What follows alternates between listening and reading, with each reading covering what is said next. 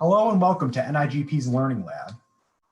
Richard has over 35 years of experience in public procurement law and leadership in the U.S. Air Force and state government, 7 years of which was in private law practice. He helps in development and facilitation of NIGP's Pathways courses.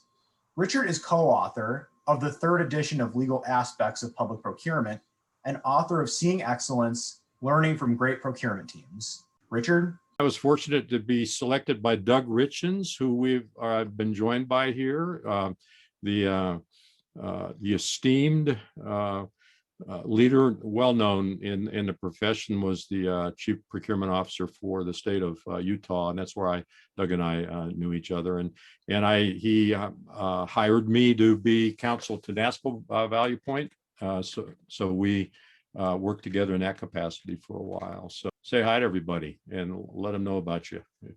Sure. I'm calling in from Utah. I live just north of Salt Lake City, and it's been my privilege to associate with Richard for, gosh, I don't know how many years, but a number of years.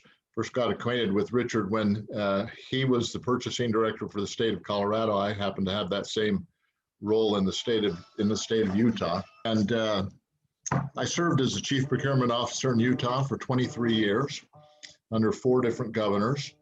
And at the conclusion of that service, I served in, during that time, I was able to participate with a group of Western states purchasing directors as we organized what was known at that time as the Western States Contracting Alliance, or WSCA, and had the opportunity of chairing that organization for a period of time. And then after I retired from Utah, I worked for WSCA, and then it ultimately became what's now known as NASPO Value Point, and I served for a number of years as the CEO of NASPO Value Point.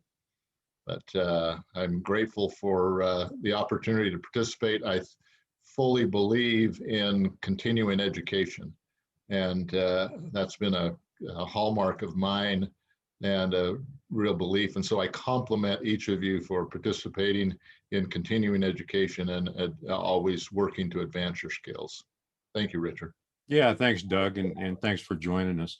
You know, you can't build expertise in 2 hours, right? I mean, we all agree with that.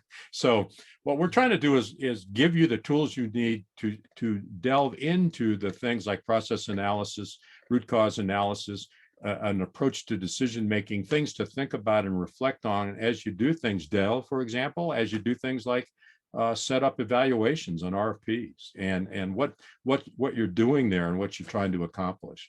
It could be that, and my guess is that Majed is going to at some point when they get a new director at Long Beach, get into a little bit of process analysis, start looking a little bit closer at how you do business. And some of those tools you're going to see here are going to help you with that. So at the end of this, we want you to be able to have a roadmap to building expertise on selecting the kinds of tools to analyze a process, especially root cause analysis, which is one of the things we live by in terms of issues that arise from problems and problem solving. Try to select the right model for making decisions, whether you make them as a team, for example, or yourself, which is probably unusual. It's more often a team, or you're making recommendations to people that are above you for things like RFP awards and those things. How to organize a decision memorandum to help with the process of a decision by somebody above your level, perhaps an executive in your agency. How you look at options in decision making. One of the critical things that make effective decisions effective is creation of robust options, and then how to learn from a project failure. And we, Doug and I may share a little bit of one that we shared.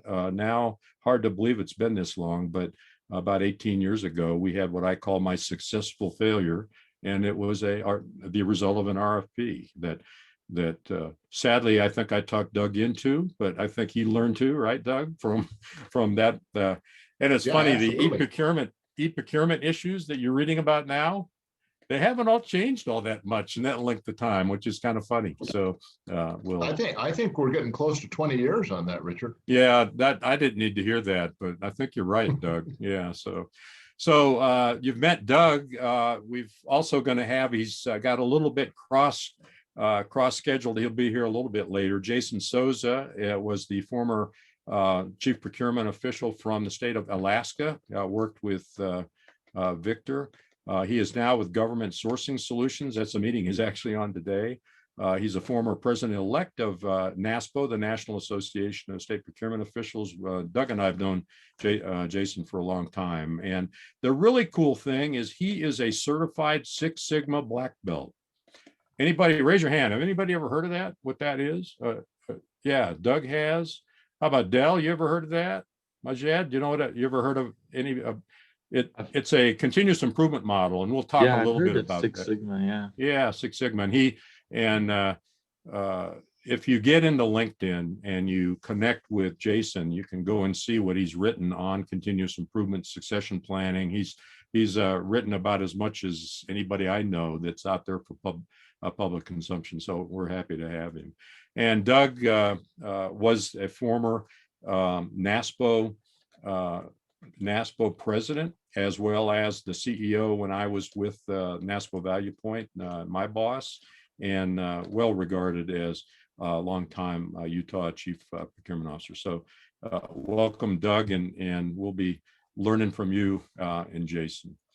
You know, this isn't about the full panoply of tools and the process of continuous improvement. I think one of the things, if you've ever heard of something called the Deming cycle, which came out of Japan, and Deming was well regarded in Japan in terms of continuous improvement and the process of identifying problems and planning, and then trying things out, checking performance, and then making decisions on setting the standard, and then doing it again. I mean, I was in the Air Force, and we kind of lived by this in a program called Total Quality Management, and that goes broader than what we're going to do today. It really touches everything that this series has been about, starting with the very first week or the first month. But we're going to talk about some important tools, some of the ones that are probably the most important when you're trying to figure out how to get better as a team and as an organization. And this is the little graphic that shows that. One of the key things we want to leave you with is the relationship between process analysis and this thing called decision making, and what that really means. This is actually a quote out of my first paragraph in this chapter, that decision making involves examining and selecting ideas and alternatives, which is the key part of that sentence. We always think a decision is a yes or no decision on something that's presented, but really an effective decision is one that considers lots of good options. And that's really the creative part of it, is trying to fashion those options. To get to a good decision, it requires an understanding of what is happening now, and then a well-organized analysis to lead to the decision. The first part of this is going to be that part. How do you look at alternatives and look at the as is of what's going on now? And then we'll move into a little bit on the decision making. What's the value of organized decision making? Well, it gives you an ability to examine sort of the sequence of activities. We'll look at that in process mapping just a little bit. It helps you learn the importance of categorization of things and putting things in different buckets. You do that on evaluations. If Dell's done RFPs and you've set up factor analysis in evaluation, and I know Majed has done this, you're essentially categorizing when you set up the different criteria for what you're going to look at to make a selection on a proposal. And that's an important part of organizing, the ability to categorize, and then the ability to measure. We do that in cost. The ability to look at patterns when you look at data, that's an important part. We talked about that more last session on the use of meaningful measures of merit, but that's all part of organized decision making. I started this with the first ask how, and I'm just curious. Was anybody surprised when I said first ask how on decision making? Just curious. And then ask why? Yes. Why? Who was that? Was that Vic- Victor? Victor, Yeah. Why were you surprised? because I often get the why before the how. Does From anybody end want to use- take a stab at why they thought I did ask, put that title that way? I mean, I got to tell you my little story. If you're a fan of Simon Sinek, who has a book called Start with Why, I walked by that book many times in the bookstore looking at it saying, I got this all wrong. I asked the wrong question first. And he said, start with why. Simon Sinek, great book. Anybody know why I asked how first? I'm just curious. Perspective. What do you mean by that? Yeah. To understand how something's going to happen so that you at least understand from the end users or the project manager or whoever you're working with, their vision, so then you can properly ask the why questions.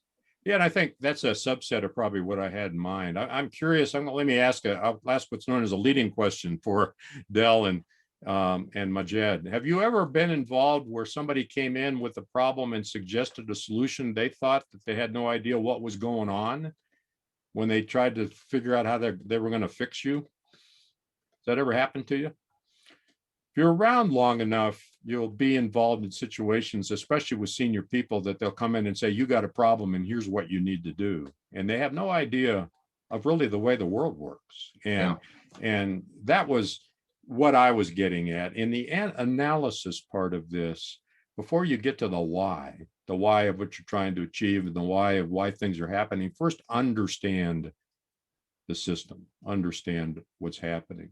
So does that pick any fights with anybody? I'm just curious. That's usually the way I asked it, if you disagree kind of with that, but that was my thinking behind the way I did this. And what you're trying to do then is figuring out on the how that led to maybe a problem. What are the assumptions? What are some of the tools I can use? We're going to show you a couple of those, and we're going to actually exercise this whole idea of root cause analysis a little bit, so you can see kind of how that works. But that was the reason for the asking the how. The story that's in the book that probably has more words than anybody else is a story out of Punta Gorda, Florida. And I had come across this actually on the predecessor to Insight. Some of you have seen Insight on the NIGP site, and there was a discussion about somebody was looking for an approach to business process analysis, and there was a response by Marion Pace from Punta Gorda that they were using Lean Six Sigma. Well, that kind of started me because I had sort of been through this a little bit before about what that means. And what Marion, when I went and interviewed her for the book and the stories that went through it in chapter 7, and then also in Risk and Change Management, the next chapter. And I asked her, how did you start this? And she said, well, we as a city were looking at trying to find ways to build efficiencies. This would have been in 2010, right after the Great Recession, I guess we call it.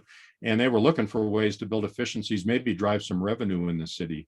And she was one of the organizations in Punta Gorda that was asked to identify a problem. And this is the way, and I've got it here. I've got my 8-page notes from her project. And here's how she defined the problem. The current process for ordering and payment of goods and services is not efficient or cost-effective with the advancement of technology and current procurement best practices.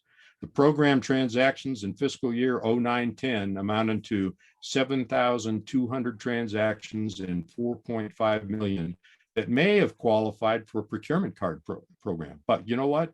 They didn't have one. And so she assembled a team to look at and use the Six Sigma process to look at the process. And this is an example of a flow chart. You ever seen these before? I'm curious. You used flow charts. I see a head bobbing. Yeah, Majed, have you used it yourself? Yeah. It's in our manual, the same flow chart. Okay. In your it's procurement great. manual? Yeah. Yeah, cool. Have you, what have you used it to evaluate? I'm curious. That you Um, recall. no, well, I should have said I haven't used it, but I've seen it. You've seen it, yeah, okay.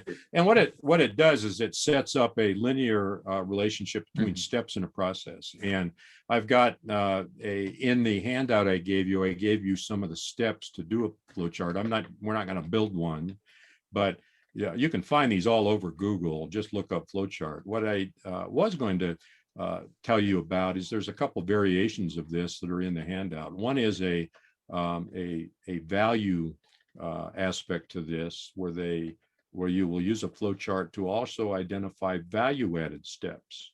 And a team goes in after they map out the process and they'll identify those that, and the hypothetical question is, what a customer or a client pay to have us do? And you notice there's a lot of red on this one. Well, you find out there's a lot of things that are happening that really don't add much value to the end result.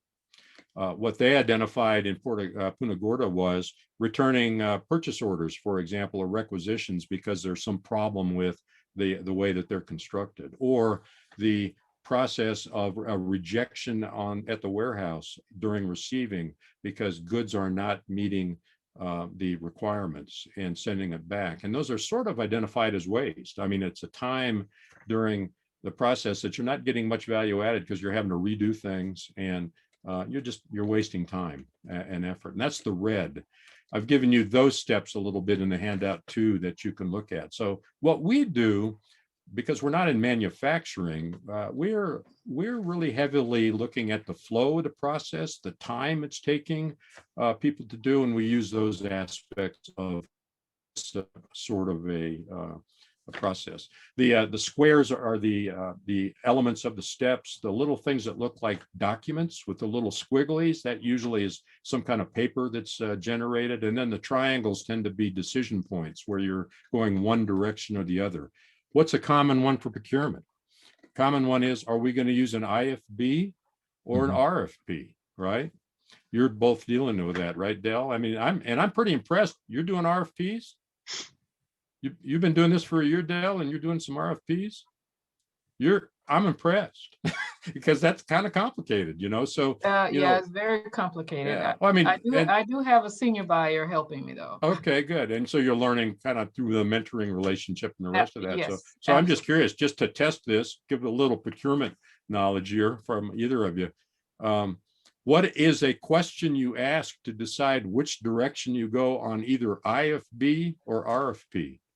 Either Majed or Dell, I'm curious. What's a question you ask? Where are we getting?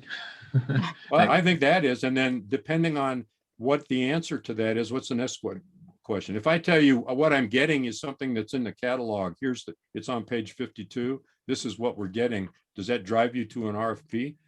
No, not necessarily. So that would be, I think, the first question. And then a follow-up question would be, how good of the specifications do we have, right? Is it, I mean, in a way, something that we've developed is, and maybe I could share, is if we have the exact specifications, exact materials, and, exactly what we're looking for, then that becomes, we'll use an IFB method. If it's something that we kind of know what we want,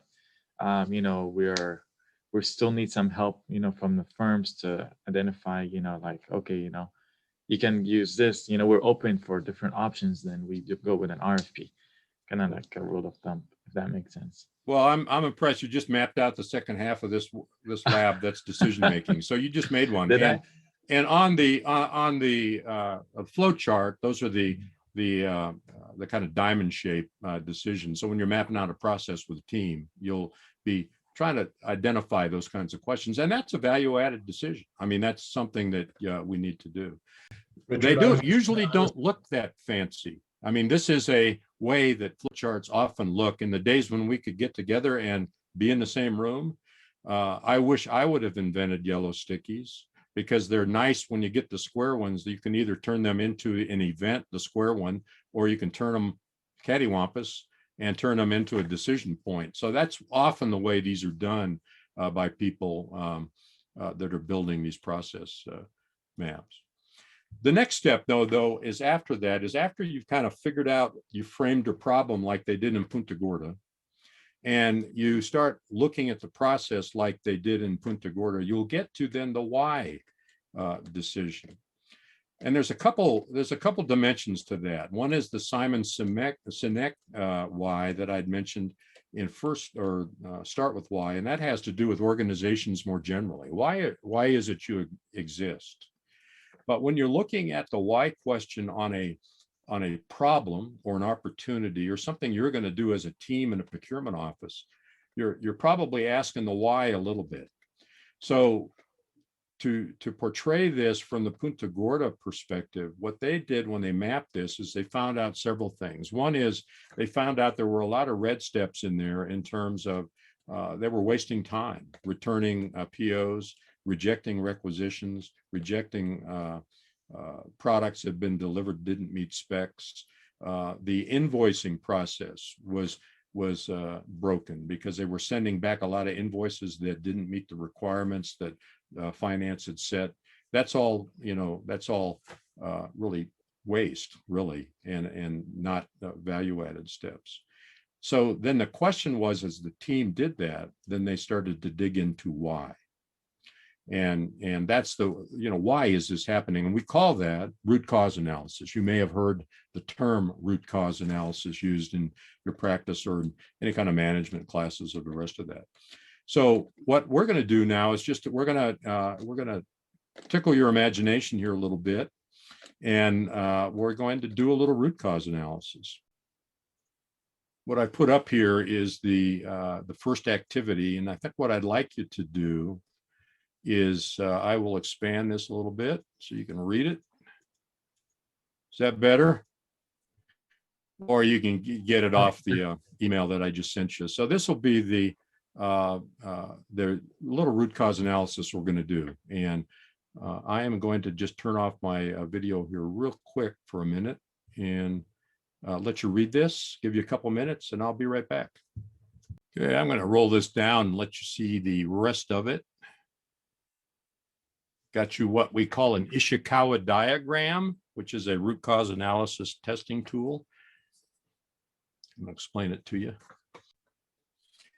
So this is a tool that's used. It's really one of the 7 tools I think they call the primary tools in quality management in general. It's called an Ishikawa diagram, named after the Japanese man that sort of invented this. It's also known as the fishbone diagram. And what the idea here is you start with some broad-based topics of what the possible reasons could be for these contract failures. And often this is kind of brainstormed. The ones that are on this I found this on Google, really, because it's a fairly simple one. But they're saying it can be several things. Maybe there's something wrong with the environment or the surroundings. Maybe there's something wrong with our system that is causing these failures in contract administration. Maybe it's problem just with the suppliers, the contractors, or maybe it's skills that are involved in contract administration. So let's just start sharing some ideas about, do you think that we've captured the broad categories of what might have been wrong that led to the contract administration? And I'll just shut up and see if you've got any thoughts. Richard, can you expand on surrounding? Is surrounding like, I'm going to say environmental causes and not environment like climate, but just sort of situational? That would be what that would be, yeah. Okay. And remember, these pretty much come out of manufacturing environments. This technique came out of the automobile manufacturing, is where it got introduced to the United States, and it's moved into services. But I'd say, yeah, that the environment. Like pandemics, there are things that cause this. And we're going to dig a little deeper into this, but anything else you can think of other than, let's say, skills, surrounding / environment, the system that we have for contract management, the contractors? I mean, sometimes communication between the supplier and the contract administrator might be lost, and that might cause, I think that's a great idea, actually. Communications, that could maybe be rolled into one of these others, like skills or something like that, but communication could be one, yeah. Where would you put supply chain? Actually, yeah, when you're doing the brainstorming on this, you'd probably put it up on a wall. It could be actually under suppliers, Okay. supply chain. So that could be an issue. So what you're saying is that we need to look not just at the prime, but what they're doing below that in terms of supply chains. That would be important too. So we've just done some critical thinking. I mean, really, this is a brainstorming exercise. And the next step that I mentioned here, which is the 5 whys, which is the ability now to get even with your kids. You know, your kids always went and said, why? Well, this is actually encouraging the use of the term why. So let's go with that thought, either one of you. I'm curious. Majed, you said communications. What if you had to frame that as a communication problem? Is that the way you mentioned that you think there might be a problem with communication between who? Between probably the project manager and the firm and the contractor. Okay, I'm going to play the why game now. So why did that communication break down between the project manager and, let's say, the contract administration? Why? So possible. What do you think might be a possible answer? Let's see. Maybe lack of organizations on both sides, right? Maybe emails lost, maybe expectations. Okay. Now what we've done is branched out in the fishbone a little bit wider, which is great. Let's talk about the loss or emails and the way that we organize. Why did that happen? Why did we lose the organization in the emails and that the document? Let's say the organization of the documentation. There weren't set and Shannon, sorry, were you going to say something? Go ahead. Oh, okay. No, please go ahead.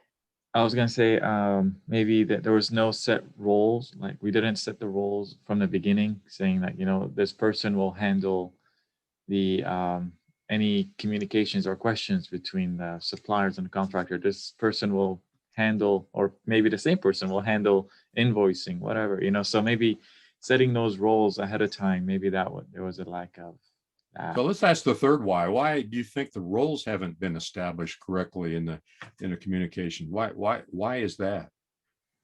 And you don't need to answer all these. Is there anybody else you want to jump in? Shannon, you had your hand up about why. What would be the answer to that? I was going to say, it sounds, when I hear communication breakdown and the email got lost, I'm hearing that the particular person you're dealing with is over capacity, right? That they're a one-person department, or they're a multi-person department with too much on one person. And that's why there could be a failure of communication or just overload. Now I'm going to be your child now and say, well, why is there overcapacity? Why is that? Probably because we're in the middle of a global pandemic and everyone is overwhelmed, first and foremost, but also maybe because the city has unrealistic expectations of its procurement department. Well, you get the idea. I mean, that's the 5 whys, and eventually you run these, what I call them, running the ground. I mean, you take them kind of as far as you can, and you start getting closer to root causes. But what happens is, as you brainstorm these off the large topics, like the surrounding environment and the skills, what you'll end up with is various little leaves of this that you'll follow the details, and those can go fairly far. You had mentioned supply chain, which is a huge issue now. I mean, you can imagine 5 whys isn't going to get you to where the root cause is on that, but it starts to get further down in terms of trying to identify some of the possible causes for the things that are happening. The one that I always think we always stop too soon on is somebody will say, well, training. We need to train, and then you need to go deeper.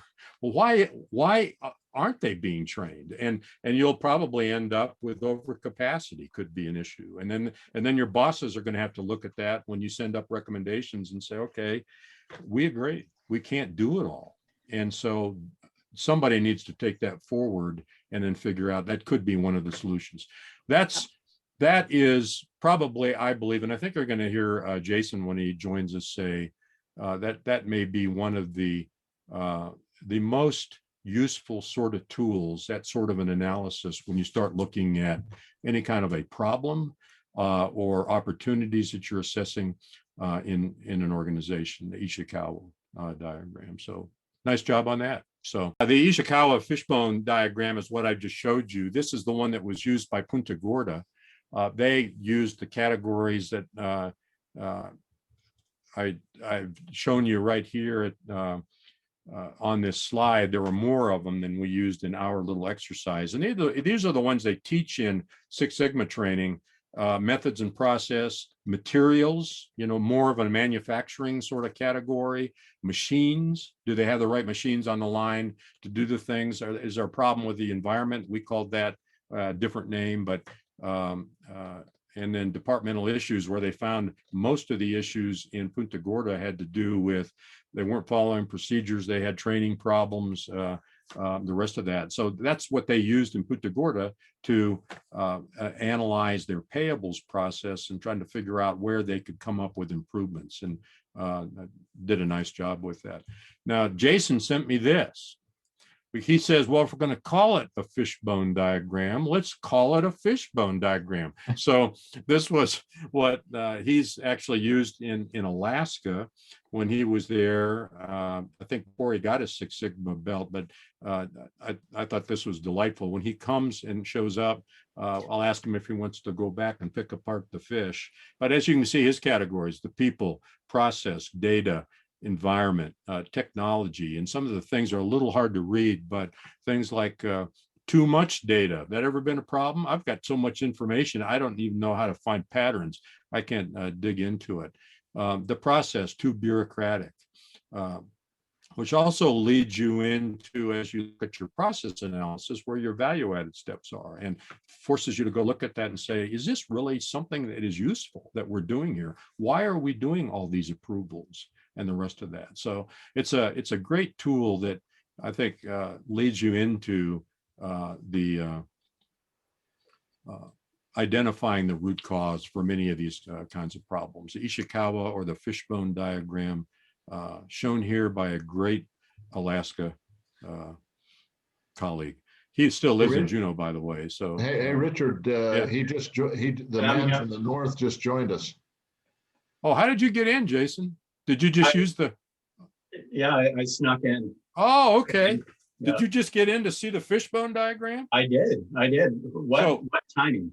Okay, well, I've introduced you a little bit. If you can just, I didn't tell him that I just told him you still live in Alaska. I'm just curious where this came from. Where did you get the fishbone idea? Well, I mean, it's called a fishbone diagram, and I figured Alaska, salmon, it all just kind of, okay. It all just came together, and trying to, put something together in a fun way. We all love salmon up here, so. Actually, and some of the things on here are very good. It's a little hard for everybody to read, but the environment, disorganization, which is one of the, if you all have heard of lean, one of the fundamental kind of concepts in lean is the idea of straightening and sorting and keeping things arranged. And so I saw that spoke to me. I mean, this had some, and what I'll do is I'll go ahead and send this out to the group when we're done, so you can get some other ideas here about what to put on your fishbone. But the fishbone diagram is going to have different categories depending on your context. And Jason's reminded me before that when he learned and got certified in Six Sigma, it is a manufacturing based process. The lean part of Lean Six Sigma tends to be waste, flow, non-value added steps, more bureaucracy, an analysis of those things. So, well, we timed that just right on the fishbone. So we just went through a little 5 whys before you were here. Identify the problem, invite people as part of the team to participate, and kind of go through what we just did, which was go down these little the little bones and the little sub bones on the fish bone to try to get to the root cause and find out and ask, why did that happen? And continue asking until you can get to it. And then eventually you get to the point where you ask, how can we fix it? Which kind of gets us into some of the decision making we're going to talk about here in a few minutes. So the other thing that what you'll see in the organization that's a tool, and we're not going to spend too much time on this right now, but the use of affinity diagrams. You've all brainstormed, right? I mean, you've got in a room and gone through steps, and and they often use yellow stickies, and the affinity diagram is a way to organize by categories once you get all that stuff on a wall. And there's got to be a way to do this a little bit virtually now, but it gets a little more complicated. But the affinity diagram is also something you can look up and try to come up with approaches to organize all those ideas, to start putting them in buckets. If you'll see here in the bottom right, this was an example where they took some of the yellow stickies over on the upper left and started putting it into things like HR, training, process, to categorize some of the ideas as you get into the brainstorming that you use as you're headed for decisions. All of these tools, they're you kind of touched on it. We've all done brainstorming before. I mean, they really are simple tools, but they are really effective. And speaking to that affinity diagram, it's not something that needs to be done in a day either. So you can, go in and ask people to start thinking about things before you get together, make sure you're, capturing people who may not want to speak up in a group setting. Have people write down their ideas on sticky notes before they come into, a meeting to talk about it all. Put it all up on a wall and just leave it there. And sometimes you can throw it on a door, and every time you pass by, just pick one or two things and categorize it. It doesn't have to, none of this stuff has to be super, intensive. You can make it as intense or as, kind of work, iteratively, every time you walk in the room and see these, maybe that one fits into this category. Maybe we need a new category. So just really simple tools, but I'm glad you're sharing them, because they are just, throw ideas out and let's see what we can make happen and how we can. Yeah. And when you do like process mapping and you use sticky notes, they may not look as fancy as some of those things that I've shown you that consultants have, but you can take a photograph of a wall and capture it that way and use that. So I think the mere fact of pulling out sticky notes helps demystify this process a little bit when they realize we're going to use common tools to do these things in organized thinking. The other thing, and then we're going to have a little bit of more conversation between Doug and Jason and I, is what we call the effective achievable chart. Jason and I have used this in different contexts. We're going to use this also in risk management next month. It's what they call a 4-quadrant analysis, and it's really used for setting priorities on things. And when you get in and you have a bunch of ideas and you're trying to assess between them how to select among a bunch of different alternatives, the 4-quadrant analysis helps because you start to line up the ideas by what is their impact? I mean, if we do this, and how achievable are these? Or if the flip side of that is this going to be hard? I mean, is this going to be really hard? And what you're trying to find are the ones that are high impact, low effort, the upper right, and identify those. You use those in risk management sometimes in terms of identifying those. So pull out, if you're in a team and you're trying to identify or having trouble setting priorities among different sort of ideas, think about using the 4-quadrant test, and you'll see sometimes these defined a little bit differently on the axes, the effective versus achievable. But this is, if you hear people saying we want the low-hanging fruit, the low-hanging fruit is in quadrant 2. You ever heard that? Well, this is the fancy scientific way to say here are the low-hanging fruit. High impact, quick win. Quick win. That's right, Doug. Quick win. And it's really a commonly used sort of chart. Well, once you kind of weave through this, and again, so we've truncated it. I've shown you the the basic Deming cycle, the analysis. There was a lot in Punta Gorda in measurement and quantified analysis. They went in and looked at how many transactions they had. They went in and looked at how many of those transactions would generate revenue on a procurement card system. They looked at their thresholds to figure out where the procurement cards likely would fit from a numerical and a statistical process. They went in and actually did time measurements on processing of POs and invoices to figure out how much time it was taking people. And so that went into the analysis too. I carved that out here because we had a little piece on measurement last time, last month, because you can't tackle it all, but all of that goes into trying to understand the how. What is going on right now and what is the reasons for things before we start looking at alternatives to decide. So with that, what I'd like to do is just I'll shut this down for just a minute.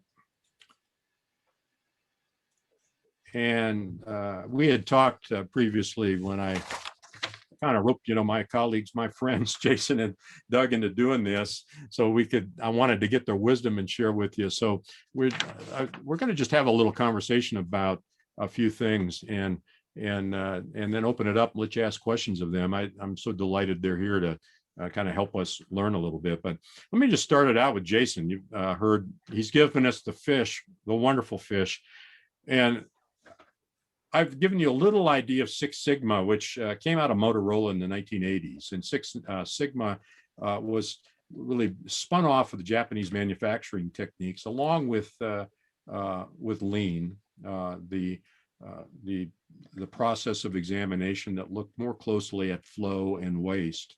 And eventually, there were some people in the early 90s that looked at it and kind of wondered, do these belong together? What's happening on a manufacturing floor in a plant like Motorola and their fixation on defects and reducing defects, does that fit with Lean? Six Sigma happens to refer to a mathematical concept, statistical, called standard deviation. And when you look at a Six Sigma measurement of defects, it turns out to be 3.4 defects per million. Well, and I can see Jason, he's impressed. I knew that. And so I'll ask you this, Del, do you think your defects are higher or lower than 3.4 defects per million? Right. I personally, you know what? I don't know. Probably higher. The trouble is our business, we don't operate that way. It's important when you're manufacturing cell phones, right? And doing those things, but in what's essentially a service industry, the Six Sigma model you got to twist it a little bit. I mean, their model for decision making is excellent. It's what they call DMAIC: define, measure, analyze, improve, control, which is a great way of critical thinking to look at problems. But looking at variations in that sort of measurement of defects doesn't really work for us that well. So Lean tends to be the one that I think we use more, and that's the one that they've been combined in many respects that way for Lean Six Sigma. So that's my Motorola gave us Six Sigma, and the Japanese gave us Lean, and some enterprising people put it together. I know Lockheed Martin here in Denver uses Lean Six Sigma, so it's used fairly widely. So here it comes, Jason. So after that wonderful introduction to this, you were a chief procurement officer in the state of Alaska. Why did you become a black belt, which means you're the highest level of certification on Six Sigma? Why did you do that? I'm just curious. Well, one, while there are different methodologies and kind of techniques behind Lean, behind Six Sigma, and behind Kaizen, the fundamental is process improvement. The fundamental, kind of basis for all of them is how can we change what we're doing around us and make it better? And that's a really compelling kind of mindset to be in, and especially in government, and especially in government procurement. We're often in positions where we see rules and policies and regulations that were put in place because something bad happened 30 years ago that somebody wanted to keep from ever happening again, even though the circumstances then have changed drastically now. So how can we peel back and roll back some of that stuff? And so, you know, I'm somebody that likes to dive in the deep end on stuff like this. And, you know, I also wanted to make sure I had a really good understanding of these frameworks before trying to, you know, tell other people about it. And so that's kind of what comes along with certification as a black belt, is you gain that sort of understanding of the fundamentals, and then part of that then is being able to teach others of it. And that's a actual like key aspect of lean, is passing it along. And you know, I was fortunate enough to attend lean presentations by private sector companies here in Alaska who were they were free, and they were just trying to spread the word that, hey, there's a way out there to make things better. And so having attended that, I really just wanted to continue that within government. You know, can we take what private sector is doing and make that applicable in government? And so one, you know, learning about Lean, Six Sigma, getting the certification to prove to myself that I knew enough to talk about it with others. Those were all, you know, just things I wanted to do to be able to put myself in a position to help the state of Alaska. And Great. You know, I'll just add, getting that certification required a year of coursework, a year or year and a half of putting a portfolio of work together, and then passing a test. I consider myself a good test taker. I never want to take that test again. I will do everything I can to recertify every 3 years, so I never have to look at that test again. But I am so happy to have been able to learn more about it, be able to talk about it here. I mean, honestly. Yeah. Yeah, and it's funny. One Dell is relatively new to procurement, but doing RFPs now, fairly sophisticated. So she's kind of involved in a little bit of this decision making, you know, part of this. And so she's going to be facing those kinds of decisions that are often kind of an outgrowth of what you're doing in continuous improvement. She may not be involved right now in trying to improve her office operations, but she's going to be facing issues of what happens if I do choose an RFP on this requirement when maybe an IFP would have worked. What are, you know, and can we streamline that process in terms of RFPs? You've probably encountered that already, because they tend to take longer and people sometimes complain, right? Look at that. That's what I call a head nod. Yeah, that's a thumbs up. Yeah, and people don't understand why we do this. So a lot of these analytical techniques kind of help you with this. Doug, I see your finger up, and I'm just going to ask you. I was going to sum up in 3 words why Jason did this Six Sigma. It's called long Alaska winters. I think that's true. True. So Doug, we've already hit a few of the things we had talked about. I'm going to go ahead and just, you've kind of seen us talk about process mapping. And as I recall, in Utah, you didn't specifically use Lean Six Sigma as a implementation, but I know you've seen things like affinity diagrams and brainstorming. Mm-hmm.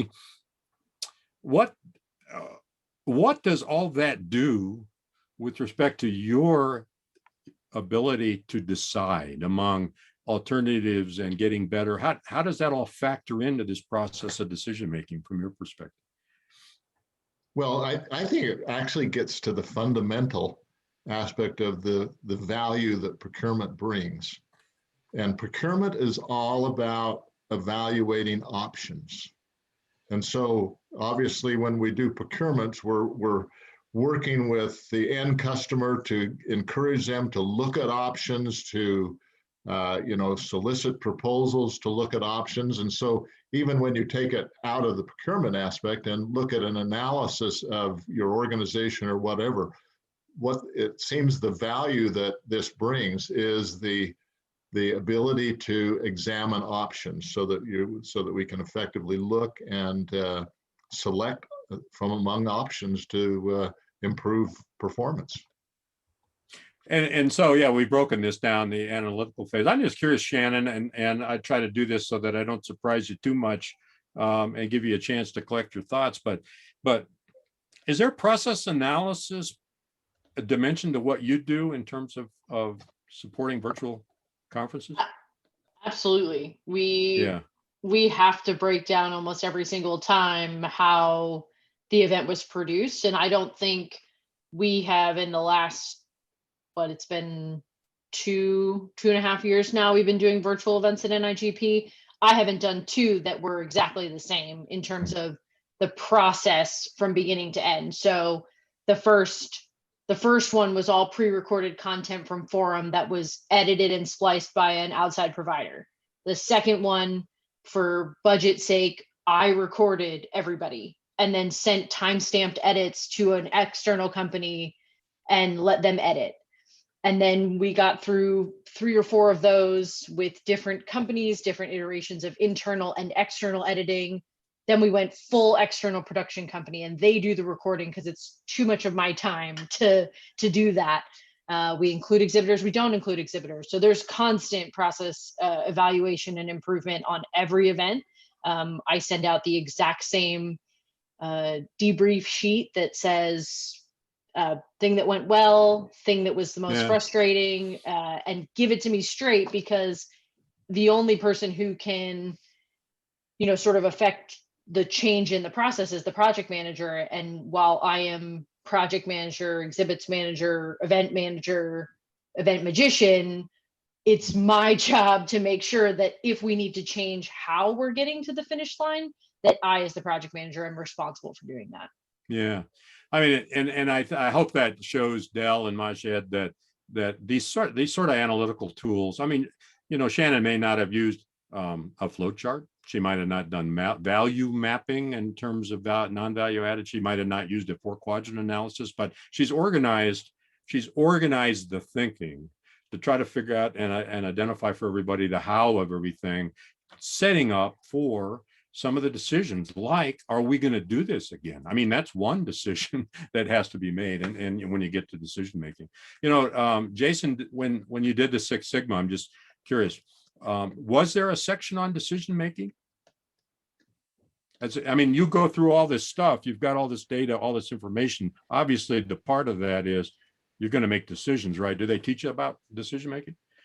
Yeah, all of it kind of culminates into decision making. And that's, Six Sigma being focused on manufacturing, but more recognizable as a certification. To Shannon's question about, where do you start on Lean Six Sigma training? There's a ton of free resources out there, especially with Lean. Lean focuses much more on reducing waste and how to create that culture of just continuous improvement. Six Sigma, though, is the name recognition of it is more like people recognize Six Sigma. And so that's why you really want to put the two together. But the entire thing is a framework for decision making, even though on the back end, and this is why I never want to take the test again. There's so much statistical analysis that goes into it because it's based on that 3.4 defects per million. So then, what are your defects level? What's the standard deviation? That kind of deal, which in our world, we're really not going to get into. Our decisions are going to be supported by, that data will be part of it, but also will be, what are we doing now and where's the waste that we can trim out of it? Yeah, let me just tell you, I used the term successful failure, and I'm not going to spend a lot of time on this. Doug and I had this, it's in the book, actually, in chapter 7 on decision making. And when I was Colorado State Procurement Director, our governor hired a consultant right after the election, and they came out with what they called quick wins. And I was a new purchasing director at the time. I'd come out of the AG's office and Attorney General's office, and imagine my surprise when I saw that one of the quick wins was an e-procurement system.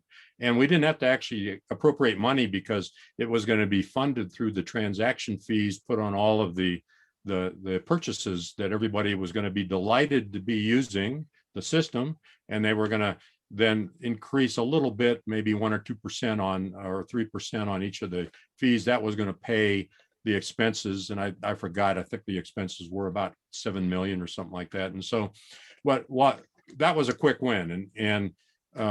Well, it didn't turn out to be so quick, and it really wasn't a win in the end. And one of the things that I had done was approach Doug in Utah, because I knew we had to drive volume through the system to pay for it. And Doug's Utah procurement code was also based on the model procurement code, very similar to ours. We had different thresholds, but the basic business process was the same. And we did it jointly. We had 24 evaluators in the RFP, used a lot of colors. I think Doug remembers that. Absolutely. We were moving back and forth on the evaluation team, picked what we thought was a good company, and got into a pilot phase.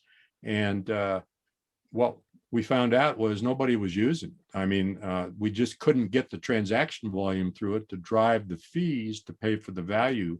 And we had to make a recommendation at the end of the pilot period about whether we were going to exercise a production option. We had structured the contract so that basically they were going to have to convince us that this was worth doing. And we didn't pay them any money. We just gave them the fees, and it was sort of miserable adoption by the users for several reasons. One was we wanted, do you all know what punch out is?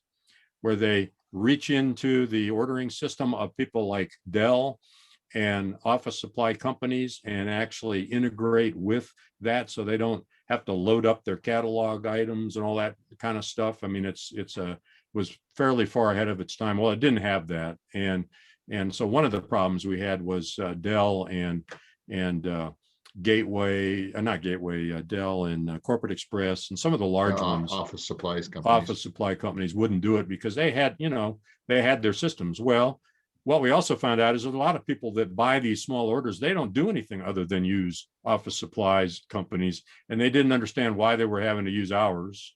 And that was just another, impediment. And then they complained to their cabinet officials. They went to the governor, and at least in Colorado, I lost support for this because people weren't willing to suffer through it. Well, Doug, I think had similar challenges, although I think he had people a little bit more on board, maybe in Utah. But when we came down to the final decision, we did a lot of analysis. We had gone out, remember, I think Doug surveyed suppliers. What do you think of this?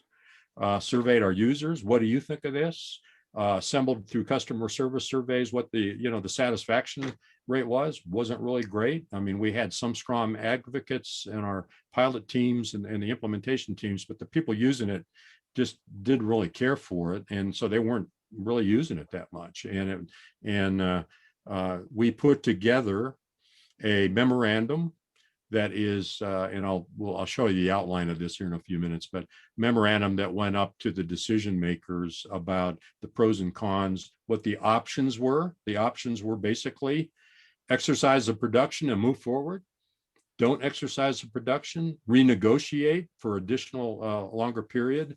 We set that up, did the analysis, and ultimately it was killed. We learned a lot from it. In fact, a subsequent NASPO Value Point or WSCA solicitation used a lot of the lessons in that, and I've shared those, but that was what I call my successful failure. So that was a decision, Doug.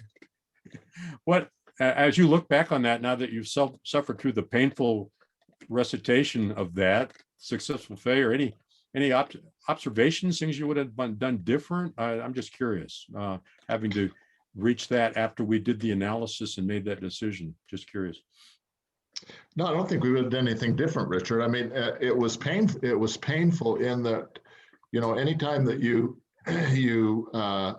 embrace a project and you fully get invested in a project and you have great hopes for the outcome of that project, it's difficult to come to the reality that it's not going to eventually work. And so there's a lot of momentum, that's a difficult decision. But I think because we were so methodical and we're looking at the options and in essence tried to take the emotion out of the decision and looked at it from the various option perspective, gaining input from stakeholders. I think that in the end result is we both felt good about the decision and was able to, even though it was a painful decision for the supplier because they had invested a lot of money, they ultimately agreed to the decision as well. And actually, I think used that as they went forward to improve their product as they went forward. And then, as you indicated, this actually, we gained lessons from that we could turn around on future procurements and benefit from. So I think. Yeah, and yeah, one of those was use more robust. I think they teach this in the RP class probably, or use more robust product demonstrations so you get a feel for what really exists, not what you're being promised in the future. And I think that was something. So that's a great segue into the decisions. I think before I'd like to kind of move to that, the decision portion is go back to the reason that I called the title First Ask How. And you had a great example that you gave when we were speaking, I think yesterday, about a commission that was established. If you can just kind of summarize that, and then and what you kind of learned from that in terms of the role of analysis and the rest of that, Doug. When I during some of the years when I served as Utah's purchasing director, one of the responsibilities that we'd have is when a piece of legislation was filed, if it had an impact on us, if we had to gear up to have additional staff to implement that, we would have to complete and submit what's called a fiscal note that would, in essence, say that, if this legislation passes, this is, we're going to have this much money to be able to have staff to implement that. Well, philosophically, in our legislature, there was, two camps relative to privatization of certain government services. And so it seemed like for a number of years, inevitably, there would be a legislation that would be filed that would, in essence, say, okay, as a legislature, we're going to mandate that these services be privatized, certain services. So we'd have to spend a lot of time trying to estimate how much efforts we're going to have to take from a procurement aspect to implement that privatization and such. And it seemed like that would happen about every year. We'd spend so much, and ultimately something would be, there would be groups that would oppose that, either employee unions or maybe political parties that would oppose that philosophically and such. And so nothing ultimately happened. And so finally, one year, a legislator proposed a board or a commission that was called the Privatization Policy Board that would, in essence, look at these potential items in a logical and sequential way. And the first way, and so that legislation was actually passed. And so what would happen is if an entity or an outside group, a business group said, hey, we think that it would be more effective if prisons were privatized, or if food service at a university was privatized instead of the university providing itself, or any other type of service. So they would submit that to this privatization board. And then the privatization board would first ask how, as Richard suggests. And so they would first look at, well, what's the current environment and how does it currently operate, before they then got to the why and the discussion about should it be changed and such. And so it actually worked very well, and the board, I believe, continues to operate, and it actually creates an excellent forum to very sequentially and logically look at different issues. There's certainly still different viewpoints that are advocated and such, but it provides a forum to, in a more appropriate way, analyze the effectiveness of different aspects.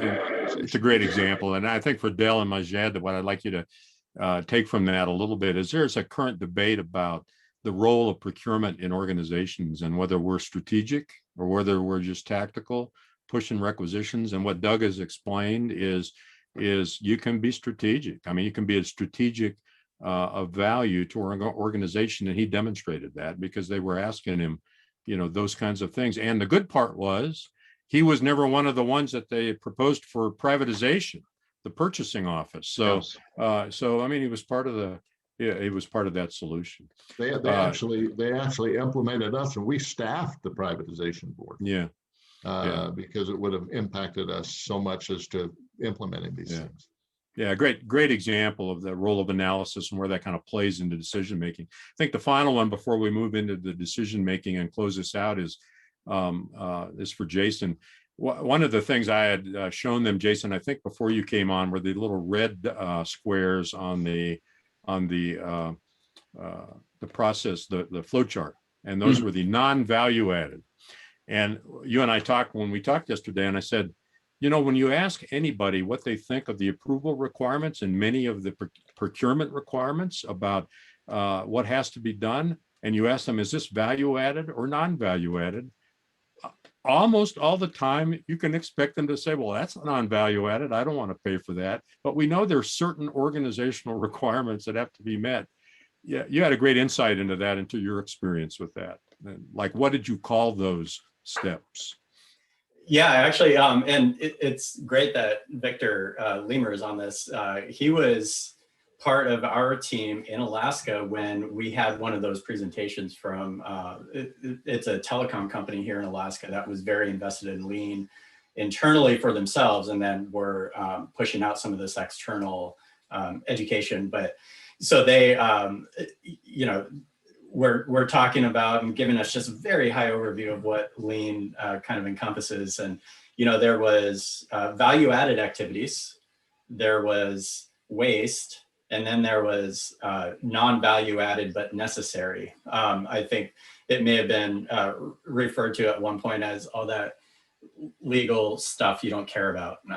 And so, you know, boilerplate laws that have been in place for years that are never going away. I mean, those are the things that, yeah, they may not add any value, but we have to figure out how to work with them.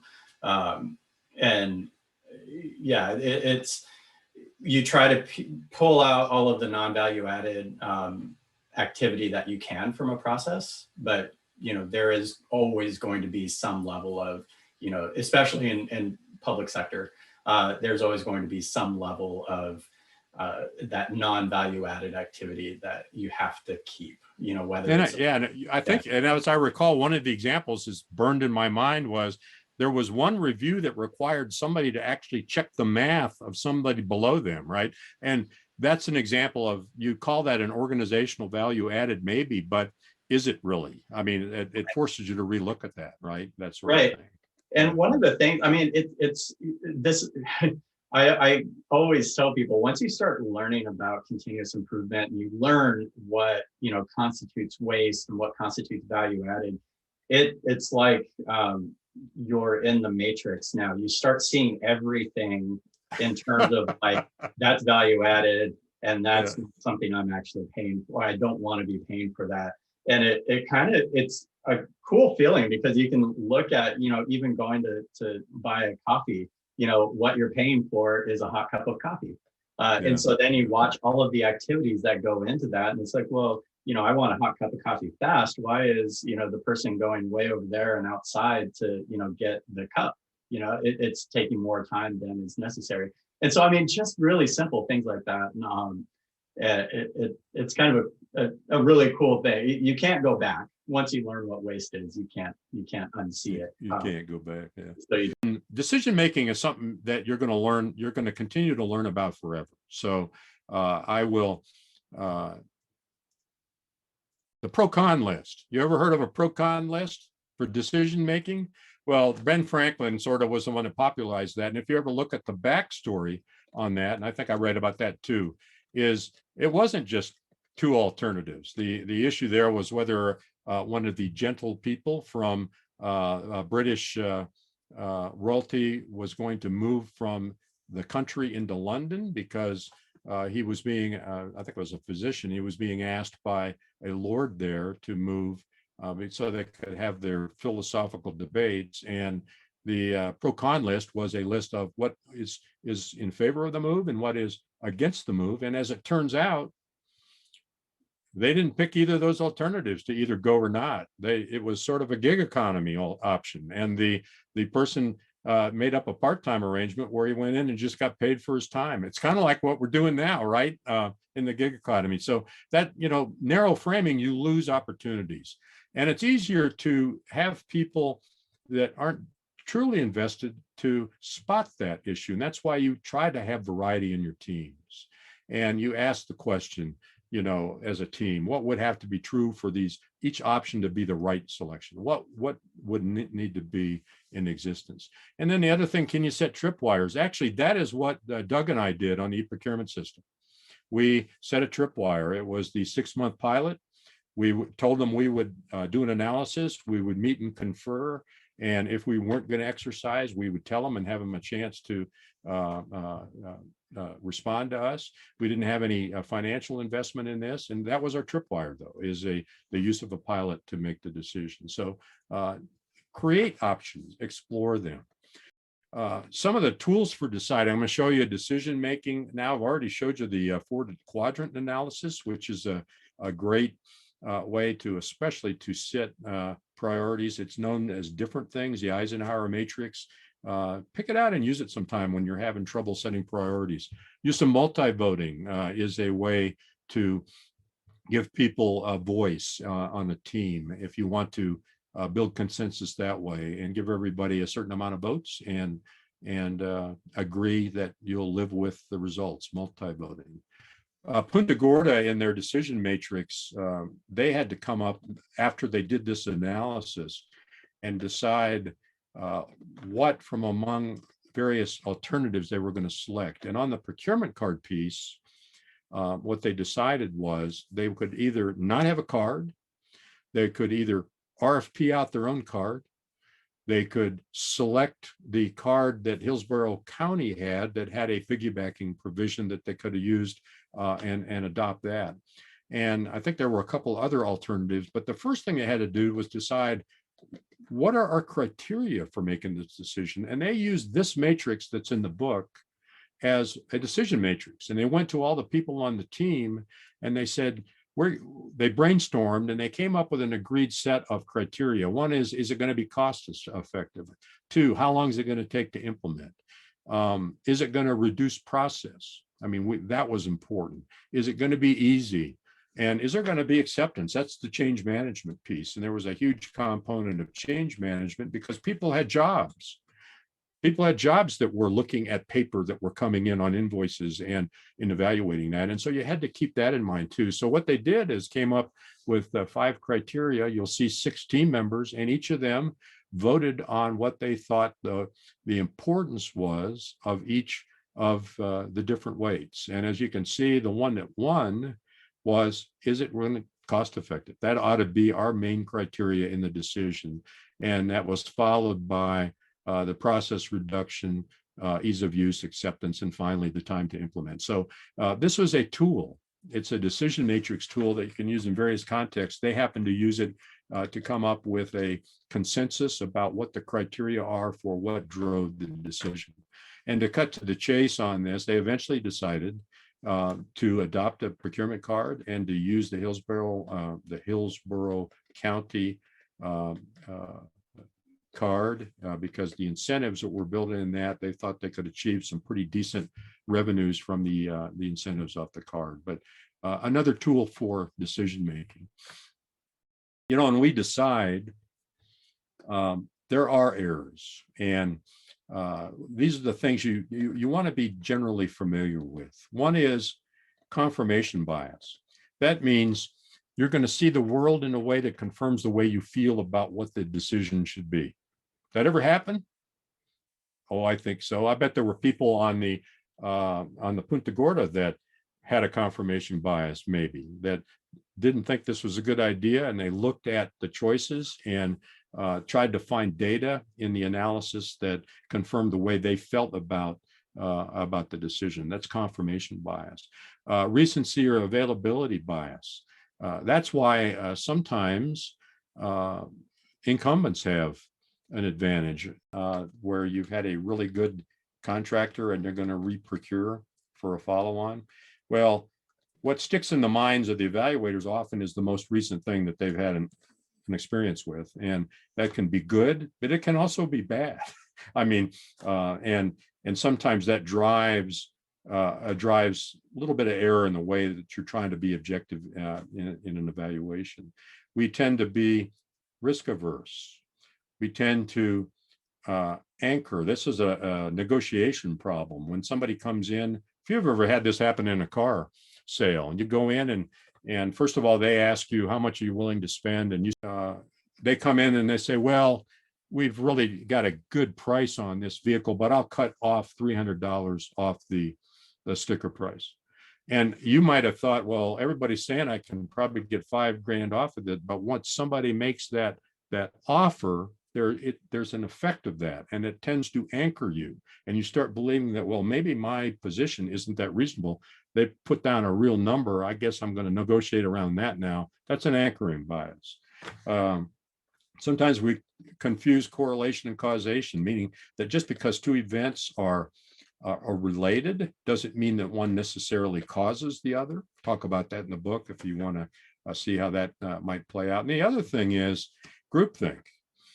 This is the reason I'm not a real fan of always doing a consensus evaluation without any numerical evaluation at all, because it tends to be driven by that evaluation by the most vocal, the ones that are the most articulate, and you lose the value of the people or the opinions of people that may have some really good ideas, but they just aren't going to speak up. And that drives the whole group towards this feeling of harmony, and you haven't got the other side, and that's called groupthink. So those are sources of errors in what we do. How do you solve that? Well, Daniel Kahneman, on a book called Thinking Fast and Slow, great book that talks about a lot of these errors. I'll let you read this.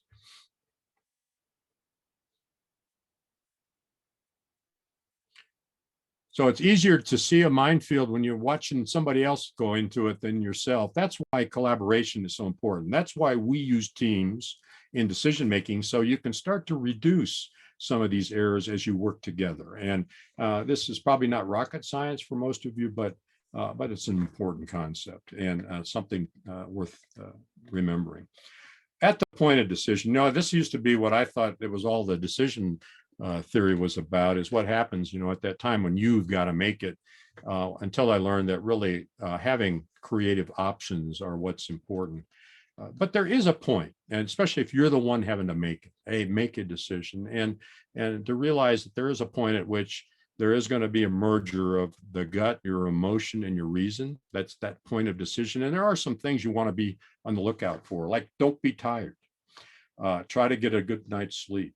Find some time to just disengage. Don't get so sucked into. I'll bet Shannon's been through this, and when she gets into the throes of the virtual planning, you just haven't. You've been in it so much, you haven't had time to just get away for a minute and relax or go for a walk. Has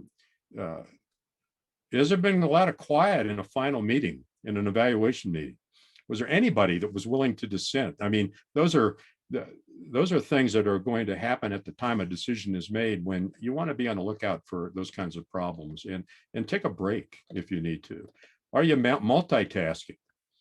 I mean, no, we never have that problem, right? I mean, that can be something that drives some errors in decision making in terms of trying to achieve the optimal outcome. And then finally, as I've mentioned, walk away for a while and just at that point of the decision. So, and what if you're not the decider?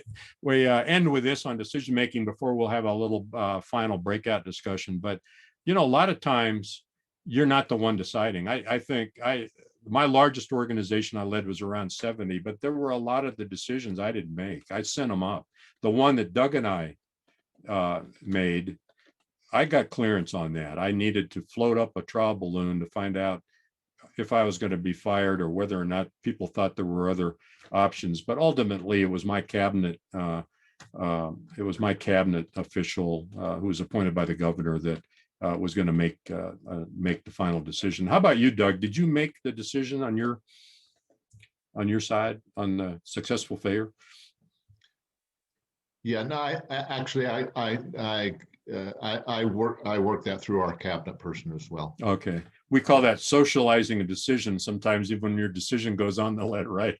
But sometimes you're not the decider, and I think it's important to come up with an approach. I've got a summary of the memo in the book. This is a little technique I learned when I was in the Air Force. We were trained as staff officers. We had to do one-page summaries for decision makers that attached all of the background information, and I've kind of carried that forward. It's called a board, and that means your first paragraph is what action are you requiring out of the person. A lot of times they don't remember. A little bit on the background, how we got here, identify the options. I forgot in ours, I know we had exercise the option, don't exercise the option, restructure the option, and provide an extended period of time for the pilot were the ones that we primarily discussed, I think. And our assessment of each of those, then a final recommendation. And then we attached things like we attached, I believe, all of the surveys from the suppliers, the users. We had done time estimates and the amount of project time that was being spent because they were tracking it. So we had all the raw data in case the decision makers wanted to look at that, but come up with a nice organized way to move that up. And then this came out of Harvard Business Review. What are the executives asking when you send stuff up? I love these questions, especially the first one. This is where you use a set of straw options that none of them have any realistic possibility of being selected other than the one that you want them to pick. And so executives are trained to ask, and you need to know this, is there some internal motivation going on here? Like, does Pennington really not want to do this project? Is that really what's going on? And Doug probably asked that too, right, Doug? Does Richard really not want to do this program? But, executives are asking that too. And those internal motivations really skewing the analysis. And related to that is there really only one option being presented that's realistic? There's others that aren't identified. Were there dissenting opinions? What were those? Are the recommendations driven by either anecdotal evidence or recent stuff? That's the recency bias in decision making. Where did the numbers come from? We're good at that. Research has shown, and then nobody knows where the numbers come from. Are we being overly optimistic on forecasts, or I'd say even or overly pessimistic? That was probably the question more so in our e-procurement system was, are you being overly pessimistic about users' adoption? But I don't think we were.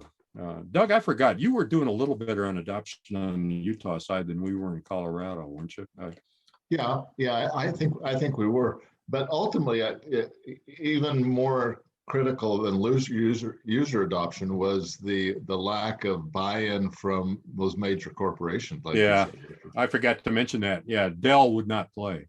I mean, and we were a big Dell shop, a lot of Dell shops in Colorado at the time because they had that super sophisticated ordering management system, and to tell them we want you to enter in all of your components into our catalog system, they just weren't going to do it. Corporate Express wasn't. They were all being nice, but they were saying no. And then the final bullet is, is the worst case scenario bad enough, which is kind of the opposite of are you being overly optimistic? So this is actually fairly live right now. Their NIGP is holding their chapter leadership academy virtually now, and so the first one's going to be in about, I think, 3 weeks. And this is one of the things everybody's facing. I mean, what are they going to do this spring? So if we assume that the key to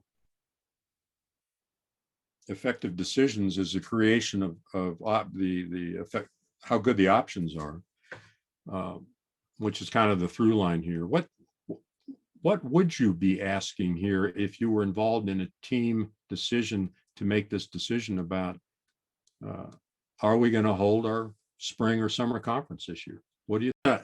That's an example of really what we're trying to show here is you ask these questions, you try to assess the how. I think, Doug, we didn't get into too much of the how, because part of the how also is, how does this work on revenue? Because I don't understand it. I mean, and just trying to understand how that flows and the rest of that, and then develop the decisions. Jason says, this isn't rocket science, just trying to get started, right, Jason? We all do this all the time. It's just a matter of trying to organize things a little bit and organize your analysis up front, digging into this, figuring out the how of things and the why that stuff is happening, and then teeing up options. There's this concept in Lean and Kaizen called the Gemba, and it's a Japanese term that means the actual place or where the truth is. Yeah. And so it's like going to the frontline workers, going to, in this case, your suppliers, and saying, okay, what is it that actually, what drives you to go there? And only by seeing it from their side do you understand what you can change on your side to accommodate that. And it was just interesting to hear that. Yeah.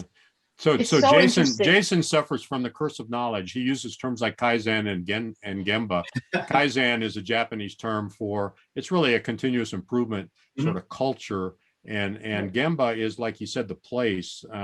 When they have new design engineers coming into manufacturing, they will actually have them go stand on the factory floor and just observe. And the idea is you learn a lot more from being there and just being in the location, which is really something we learn, I think, in procurement in terms of our relationships with clients. Once we're able to go to where they are and talk with them. So great idea. You had a thought, Shannon, I think. I was going to say it's interesting for sure, because we see the survey results and we see what Spargo, who our company who manages and sells all those exhibit booths, tells us about the exhibitor experience. But in this most recent event, we had a carryover. They got to participate because of the nature of the previous contract. So, but we didn't have the support. So I ended up being sort of their main contact. And the number of them who came to me and said, well, it's just really difficult to justify because the audience isn't engaged. And I, from a takeaway of 9 events that we've done now, was like, this is the most engaged group we've had. We underperformed on revenue. We underperformed on attendance goals. We underperformed on the hopefuls for number of one-on-one meetings that signed up. But the people who showed were so much better. And the companies who got those one-on-one meetings and the companies who invested their own time in promoting and doing the work, which I advocate for, like, do your own job. Don't make it my job. Those people won and came back and said, this was amazing. Great job. We're so thankful that you took all the extra time to do this manual process, which we know is a pain in the neck. And thank you. And then the ones who didn't invest the time, who didn't show up for their sessions, who just assumed that we would do it all for them, were like, man, this is dumb. We didn't like it. We're not seeing the value in virtual. And I was like, well, that's because you're spending as much time on it as my people who attend for 6 hours, right? Like that's why. Yeah. And so it's really interesting to sort of go to where they are and listen to them talk, right? Because they'll tell you exactly why they failed as long as you ask them. And then I go back and I'm like, so have you thought about this, this, and this? And they were like, oh, right. Okay. We'll think of that for next time. And I'm like, okay. So it totally interesting to meet them where they are, because they will tell you exactly why if you ask them. Yeah. And I tell on the procurement side, I have something that we'll do on the 10th version of this on the lateral leadership, and I call it Find the Gap, which is go to where your client works. Don't just call them on the phone. Now, obviously we're going to have to hope that this shakes out here a little bit, but I think it's important. Well, let me. So I love these sessions. I'm underperforming on attendance, but I'll overperform on getting the ideas out there that everybody can have. So kudos to you all. This is my last slide. I just wanted to circle back one more time. We've covered a lot of grounds, and let you understand that you want to frame the question like they did in Punta Gorda. I mean, what is the question here in terms of achieving efficiencies, trying to get some revenue out of our payables process, and then collect and organize the relevant information and data. We've given you some tools possibly to do that, like process mapping and 5 whys and a 4-quadrant analysis and things that you can go back into chapter 7 and take a look at. Reflect on really what you're trying to achieve here, and that's where the criteria for decision making and looking at the options and what the reflection piece, and then prepare to be wrong. We did that. Doug and I did. We had our prepare to be wrong was we weren't going to exercise the option, but we were going to communicate to people what the reasons were, and you always sort of ask, we might be making the wrong decision. What's going to be, happen then? And we went back to, what we were doing before was our prepare to be wrong. And then finally, you decide, you implement. And as Shannon's indicated, you learn from it. Go back, circle back, figure out what you did, why you made the decisions you did, and learn from that. And we did that on the e-procurement system, kind of used that in the future, shared the memos with people that were doing their own. You kind of learn from it. I want to thank my guests from Alaska that brought us the fish, Jason, hey, and Doug from Utah. Thanks. And my nice drop-in guests, Shannon and Victor, appreciate you being here.